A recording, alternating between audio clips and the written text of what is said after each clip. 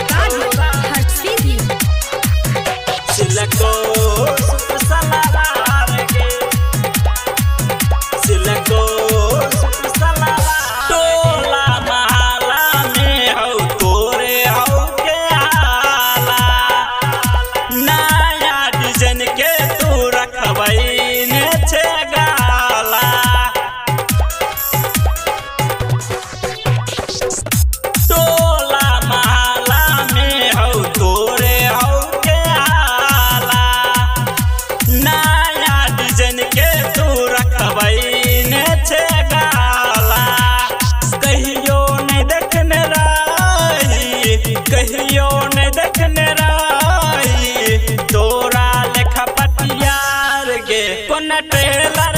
वाला छौरा सिलको सुट सलवार गे कोन टेलर वाला छौरा सिलको सुट सलवार गे कोन टेलर वाला छौरा कोन टेलर वाला छौरा सिलको सुट सलवार गे रंग के कपड़ा के लगबैने छे बॉर्डर